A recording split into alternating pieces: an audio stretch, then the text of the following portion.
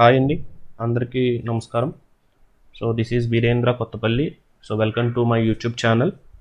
So today topic ఏంటంటే HTML formatting elements. ఇది కంప్లీట్గా ఒక పారాగ్రాఫ్లో వాడవలసినవి. ఓకే, పారాగ్రాఫ్ ట్యాగ్ ఏంటి? P, right. So this is the opening tag, this is opening tag, this is closing tag. So ఈ మధ్యలో మనం ఇచ్చేదంతా కూడా పారాగ్రాఫ్ అన్నమాట. సో మనం ఏదైనా ఒక పారాగ్రాఫ్ మెన్షన్ చేయాలి. ఫర్ ఎగ్జాంపుల్ మీరు ఒక టెక్స్ట్ బుక్ కనుక చూస్తే, సో ఆ టెక్స్ట్ బుక్లో మీకు పారాగ్రాఫ్స్ వైజ్ మీకు డేటా ఇస్తారు. సో ఆ పారాగ్రాఫ్స్లో మీరు గమనించినట్లయితే, ఫర్ ఎగ్జాంపుల్ మీకు చూపిస్తాను. ఫర్ ఎగ్జాంపుల్ ఒక ఎగ్జాంపుల్ చూద్దాం. Online ebook. ఒక ఈబుక్ను ఓపెన్ చేద్దాం. మీకు ఆ బుక్లో టెక్స్ట్ అనేది ఎలా ఉంటుందో మీకు చూపిస్తాను.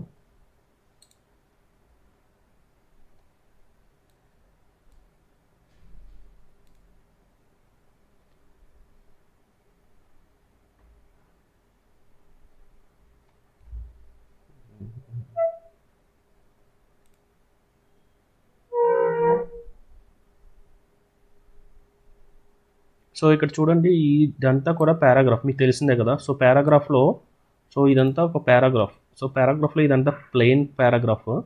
సో దీంట్లో మనం సమ్ ఇంపార్టెంట్ థింగ్స్ని ఎట్లా మనం చేయొచ్చు అనేవి చూద్దాం ఈరోజు.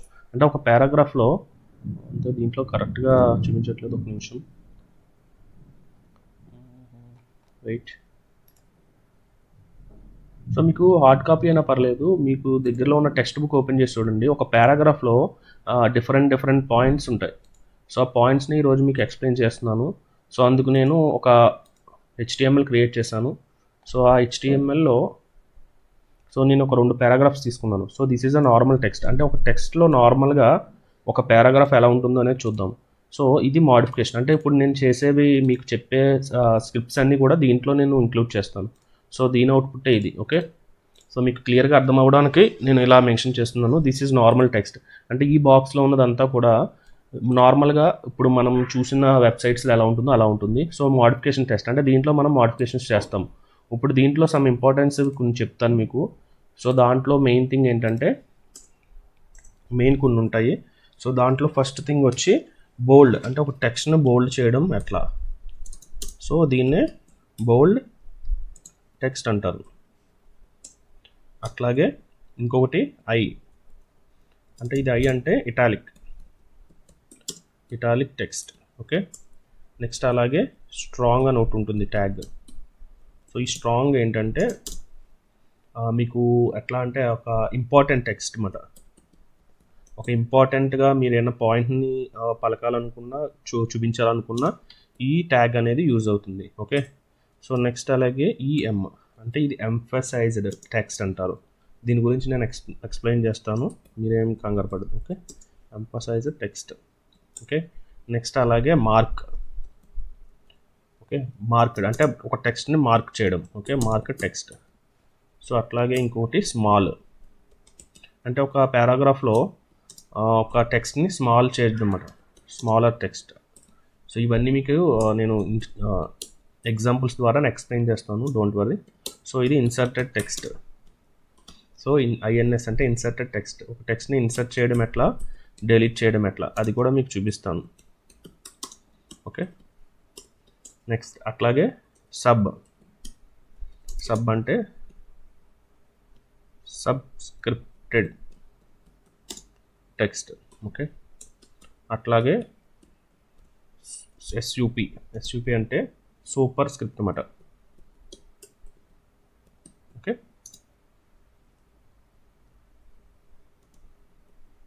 ఇవి ఎట్లా యూజ్ అవుతాయో మీకు చూపిస్తాను. సో దీంట్లో మెయిన్ ఇంపార్టెంట్ ఇవ్వండి. ఇంపార్టెంట్ ఒక పారాగ్రాఫ్లో మనం ఒక పారాగ్రాఫ్ను ఉపయోగించి మనం ఎంత పర్ఫెక్ట్గా ఒక పారాగ్రాఫ్ని మీనింగ్ఫుల్గా మనం ప్రజెంట్ చేయొచ్చు అన్నవి ఇవన్నీ ఉపయోగిస్తారు. ఓకే, సో ఇవి ఇంపార్టెంట్గా రాసుకోండి, మీరు నోట్స్లో మెన్షన్ చేసుకోండి. ఓకే,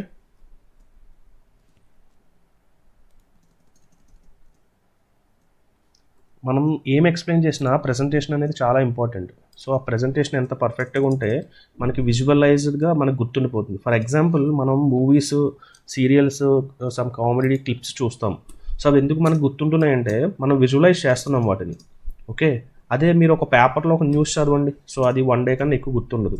ఓకే, మీరు దాన్ని విజువలైజ్ చేయాలి, ప్రతిదాన్ని విజువలైజ్ చేస్తేనే అది మీకు ఎక్కువ గుర్తుంటుంది. సో అందుకనే నేను మీకు ప్రతిదీ రాసి దాన్ని ప్రాక్టికల్గా చూపించేదానికి కారణం అదే. సో డెఫినెట్గా మీరు కూడా ప్రాక్టికల్గా మీరు నేర్చుకుంటేనే ఎక్కువ గుర్తుంటుంది. క్లియర్? సో ఇవి మనకి some tags. Okay, some formatting elements అంటాం దీన్ని. ఓకే, పారాగ్రాఫ్లో formatting elements is very very important.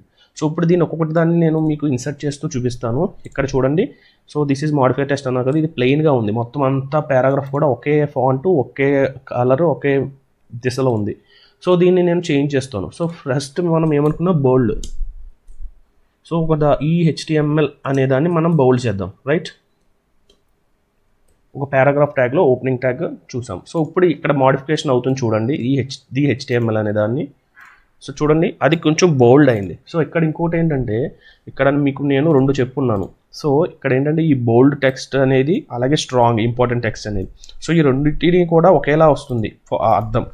So strong అంటే కూడా నథింగ్ బట్ బోల్డ్. సో మీకు చేంజ్ ఏముండదు చూడండి, స్ట్రాంగ్ ఇచ్చినా మీకు బౌల్డ్ ఇచ్చినా ఒకటే. సో ఏది మీకు కన్వీనియంట్, మీకు ఏది గొప్పటి గుర్తొస్తే అది ఇచ్చుకోవచ్చు. చూడండి ఏం చేంజ్ అవ్వాల. సో అంటే ఈ యొక్క స్ట్రాంగ్ అట్లాగే ఈ బౌల్డ్ అనేది సేమ్. క్లియర్? సో మీరు ఏది ఉంచినా పర్వాలేదు. ఓకే, సో సింపుల్గా మీకు బౌల్డ్ గుర్తుండదు కాబట్టి B ఉంచేసుకోండి. సో అట్లాగే నెక్స్ట్ ఈ యొక్క ఇటాలిక్ టెక్స్ట్ అన్నాం కదా, సో దాన్ని మనం చూద్దాం. ఓకే, దాన్ని ఐతో రిప్రజెంట్ చేస్తారు. సో ఇదంతా కూడా మనం ఇటాలిక్గా మారుస్తున్నాం. ఓకే, చూడండి ఈ టెక్స్ట్ అంతా చేంజ్ అయింది. ఓకే, సో అట్లా అన్నమాట. ఓకే, సో ఇంకొకటి దీనికి కూడా 2 ఉన్నాయండి. ఓకే, ఈ ఇటాలిక్ టెక్స్ట్ అన్న, ఈ ఎంఫసైజ్డ్ టెక్స్ట్ అన్న 2 ఒకటే. అంటే I ఇచ్చినా మీకు EM ఇచ్చిన, సో బౌల్డ్లో B అలాగే స్ట్రాంగ్ ఎట్లాగో అలాగే I అండ్ EM కూడా సేమ్. సో చూడండి సేమ్ అంటే మీకు ఎంఫసైజ్డ్ టెక్స్ట్ అంటే ఏంటంటే ఇంగ్లీష్లో మీనింగ్స్ ఉంటాయి. సో ఎంఫసైజ్డ్ టెక్స్ట్ అంటే ఏంటంటే నొక్కి పలకడం. అంటే ఏదైనా ఒక పారాగ్రాఫ్లో మనం ఏమైనా ఇద్దాం అనుకుంటే దాన్ని కొంచెం ఇంపార్టెంట్గా నొక్కి పలుకుతారు. సో అది న్యూస్ రీడర్స్కి ఎక్కువ యూజ్ అవుతుంది, అంటే ఇంపార్టెంట్. సో చూడండి సేమ్ EM ఇచ్చినా అదే టెక్స్ట్ అట్లాగే ఉంది. So EM and I is the same thing. Right? Okay, next అలాగే మార్కెట్ టెక్స్ట్. సో ఈ మార్కెట్ టెక్స్ట్ అంటే ఏంటో చూద్దాం. అంటే ఒక మార్కింగ్ అనమాట. ఫర్ ఎగ్జాంపుల్ ఇక్కడ చూడండి పైన, సో ఇది బ్యాక్గ్రౌండ్ కలర్ కదా, సో అంటే కొంచెం హైలైట్ అవుతుంది. సో అట్లాగే మనం ఇక్కడ ఫర్ ఎగ్జాంపుల్ ఈ సబ్స్క్రైబర్స్ దగ్గర ఉంది కదా, సో దీన్ని మనం మార్క్ చేద్దాం. మార్క్. ఓకే, సో ఇక్కడ ఇంకోటి చెప్తున్నాను చూడండి, మీరు ఎప్పుడైతే ఓపెనింగ్ ట్యాగ్లో మార్క్ అని రాశారో, ఫర్ ఎగ్జాంపుల్ మీరు దాన్ని ఎండ్ చేయకపోతే ఈ యొక్క ట్యాగ్ చివరి వరకు దాన్ని డిస్ప్లే అయిపోతుంది. చూసారా ఇట్లా అన్నమాట. సో మీరు ఖచ్చితంగా ఏదైతే ఇంపార్టెంట్ థింగ్ ఉంటుందో దాన్ని మార్క్ చేయాలనుకుంటే ఖచ్చితంగా మీరు అక్కడ క్లోజ్ చేయాలి ట్యాగ్ని. ఓకే, అంటే ఈ సూపర్ స్క్రిప్ట్ టెక్స్ట్ అనేది మాత్రమే మీకు మార్క్ అవుతుంది. చూడండి. ఓకే, అంటే ఒక మీరు లైవ్గా చూడాలనుకుంటే నెంబర్ ఆఫ్ ఈబుక్స్ ఉంటే దాంట్లో ఇట్లా ఉంటుంది. అంటే ఇంపార్టెంట్ టెక్స్ట్ ఏమైనా ఉంటే మార్క్ చేయవలసింది ఉంటే ఇట్లా మార్క్ చేస్తారు. సో అది మనము కోడింగ్ ద్వారా ఎట్లా రిప్రజెంట్ చేయడం అనేది చూస్తున్నాం. So that is called mark. So okay, mark కూడా చూసాము. సో నెక్స్ట్ అలాగే నెక్స్ట్ ఏంటి స్మాల్. అంటే స్మాల్ అంటే అర్థం మీకు తెలుసు ఆల్రెడీ, చిన్నగా. అంటే మనకున్న పారాగ్రాఫ్లో ఈ యొక్క హాఫ్ ఏ క్యారెక్టర్ అనేది చిన్నగా ప్రింట్ అవుతుంది. చూడండి చూడండి ఈ ఫాంట్ డిఫరెంట్గా ఉంది. అందరికీ మీకు కనిపిస్తుందా? ఓకే, చూడండి ఇప్పుడు ఈ ఎపియర్ వరకు ఒకలా ఉంది, ఈ ఏ క్యారెక్టర్ ఒకటి డిఫరెంట్గా స్మాల్ అయింది. So that is call small tag. So అట్లాగే ఇన్సర్ట్ డెలిట్. ఓకే, ఈ డెలిట్ ఇన్సర్ట్. సో ఈ ఇన్సర్ట్ డెలిట్ కూడా ఒకేసారి మీకు చూపిస్తాను, అది ఎట్లాగో చూడండి. For example above the normal lines. So ఇక్కడ నుంచి చూడండి. సో నాకు ఇది ఇన్సర్ట్ చేస్తున్నాను. ఏది? For example del tag use చేసి and is some times rendered అనే దాన్ని నేను డెలీట్ చేస్తున్నాను. ఓకే, అంటే డెలీట్ చేయడం అంటే ఫర్ ఎగ్జాంపుల్ మీకు ఏదైనా పారాగ్రాఫ్లో మిస్టేక్ వస్తే ఏం చేస్తాం, అండర్లైన్ కొట్టేసి దాన్ని చదవము. సో అట్లాగే డెలిట్ ట్యాగ్ కూడా చూడండి. So and is some times rendered అనేది చూడండి క్రాస్ అయింది. సో దాని ప్లేస్లో మనం నెక్స్ట్ ఈ ఇన్సర్ట్ అనేది చేస్తాం, ఎందుకంటే ఆ ప్లేస్లో మనం కొత్త థింగ్ని ఒక నిమిషం. సో ఆ థింగ్ దగ్గర మనం నెక్స్ట్ ఏం ఇన్సర్ట్ చేద్దాం అనుకుంటున్నామో అది ఇక్కడ ప్రింట్ చేయాలి. సో నేను ఏం చేస్తున్నానంటే అండ్ ఈ some times rendered, so all times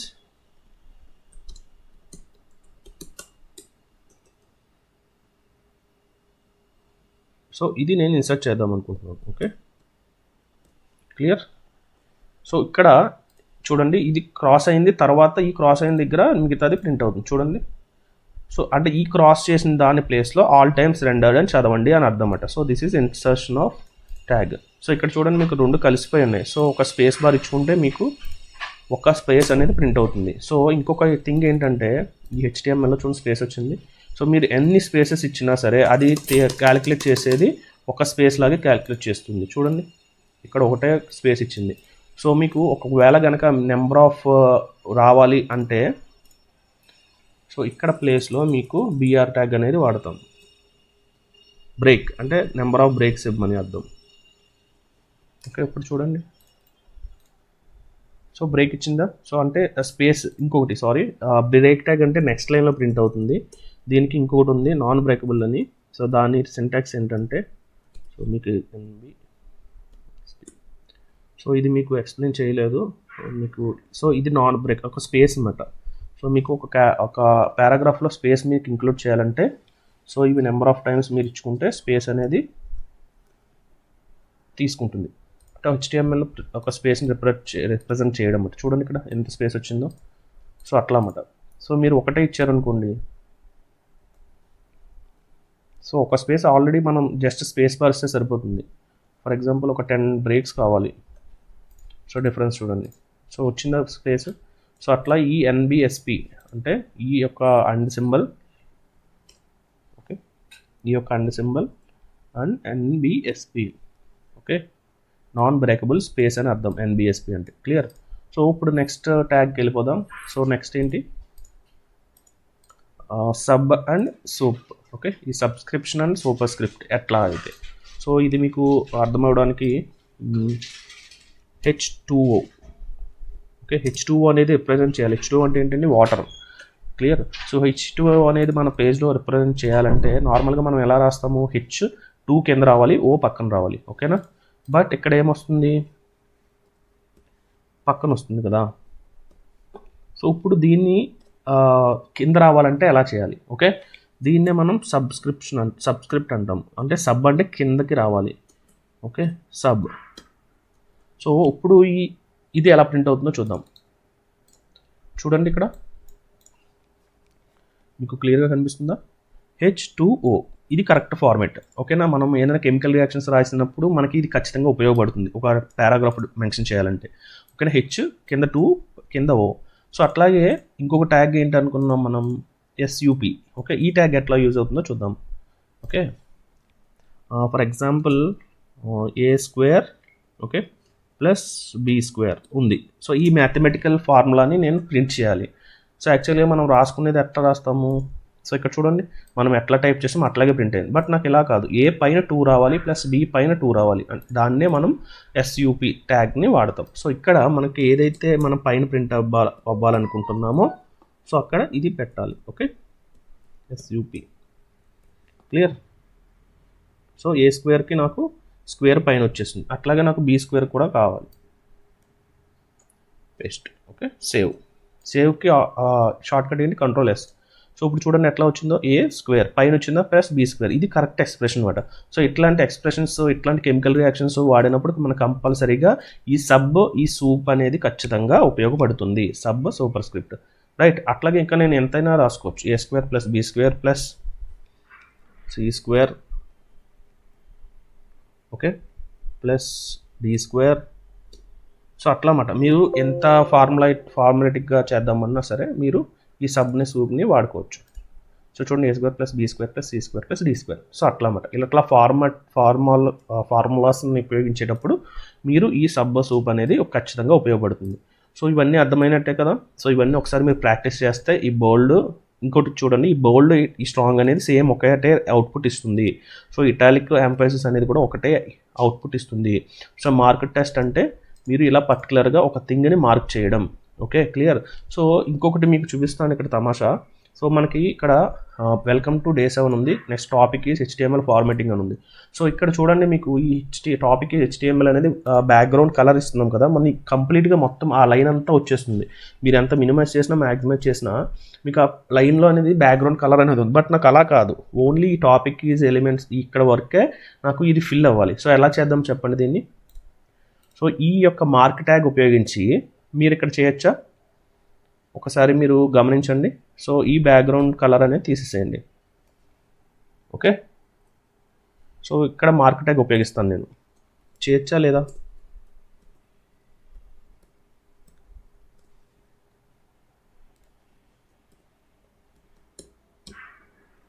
okay, ఇప్పుడు చూద్దాం ఇది వర్క్ అవుతుందో లేదో. ఓకే, అంటే ఇప్పుడు ఏం రావాలి, ఓన్లీ నాకు ఆ యొక్క సెలెక్టెడ్ టెక్స్టే నాకు ఎల్లో రావాలి. సో చూడండి, సో దాని అవుట్పుట్ దీని అవుట్పుట్ డిఫరెన్స్. సో అట్లా నెంబర్ ఆఫ్ స్టైల్స్ ఉంటాయి, నెంబర్ ఆఫ్ ఎలిమెంట్స్ ఉంటాయి, నెంబర్ ఆఫ్ అట్రిబ్యూట్స్ ఉంటాయి. సో అవి మీరు ఎంత ఎఫెక్టివ్గా వాడడం మీకు తెలిస్తే దాన్ని అంత బ్యూటిఫుల్గా మనం ప్రజెంట్ చేసుకోవచ్చు, మనకు కావాల్సిన అవుట్పుట్ని మనం డిజైన్ చేసుకోవచ్చు. సో ఇక్కడ ఏంటి, మనకి మ్యాటర్లో ఇంపార్టెంట్ టెక్స్ట్ ఇది. సో బట్ మనకి ఈ యొక్క పేజ్లో మనకి ఇంపార్టెంట్ టెక్స్ట్ అనేది ఇది కాబట్టి సో అది మనం హైలైట్ చేసుకున్నాం. ఓకే, సో అట్లా మీరు డిఫరెంట్ దగ్గర మీరు ఉపయోగించవచ్చు అన్నమాట. ఓకే, ఈ యొక్క ఫర్ ఎగ్జాంపుల్ నాకు వెల్కమ్ టు డే 7 ఉంది కదా, సో ఇది నాకు ఇటాలిక్గా రావాలి. సో అంటే ఏం చేయొచ్చు, సో ఇక్కడ ఈ ఈఎం అనే ట్యాగ్ని వాడుకోవచ్చు, రైట్. ఈఎంఆర్ ఐ ఏదైనా వాడచ్చు. సో ఇప్పుడు చూడండి ఈ అవుట్పుట్ ఎట్లాగా మారిందా. సో స్టైల్ అండి, సో దట్ ఈజ్ మాట. ఓకే, ఫర్ ఎగ్జాంపుల్ మీకు ఈ డే 7 అనేది మీకు ఒక లైన్లో రావాలనుకోండి, ఇందాక లైన్ చూపించాం కదా, అంటే ఇక్కడ ఏమి ఇవ్వాలి మీరు, ఇన్సర్ట్ మాట. ఓకే, సో ఐఎన్ఎస్ అని ఇస్తే ఏమవుతుంది, ఒక లైన్ అనేది ఫామ్ అవుతుంది కదా కింద. ఇందాక ఇక్కడ చూడండి కింద అండర్లైన్ వచ్చిందా. సో అట్లాగే నాకు డే 7 దగ్గర కూడా అండర్లైన్ అవ్వాలి.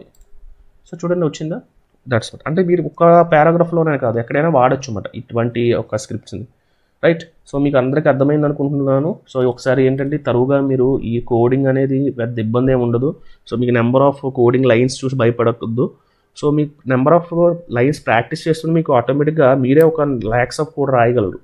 సో అది క్లియర్గా నేను ఎక్స్ప్లెయిన్ చేస్తున్నాను కాబట్టి వన్స్ మనకి అర్థం కాకపోతే ఒకసారి రివైండ్ చేసుకుని మీరు ఖచ్చితంగా చూడండి. సో ఈరోజు టాపిక్ అర్థమైందని అనుకుంటున్నాను. సో HTML ఫార్మాటింగ్ ఎలిమెంట్స్ మాట ఇవన్నీ ఒక పారాగ్రాఫ్లో కానీ ఒక టెక్స్ట్ ఒక చూసారుగా మీరు ఇక్కడ కూడా నేను ఇన్సర్ట్ చేసి చూపించాను. ఓకే, అట్లా మాట. సో ఇది ఖచ్చితంగా ప్రాక్టీస్ చేయండి. ఓకే, సో నెక్స్ట్ టాపిక్ గురించి వెయిట్ చేయండి. నెక్స్ట్ టాపిక్ కూడా నేను ఈరోజు అప్డేట్ చేస్తాను. Okay, thank you.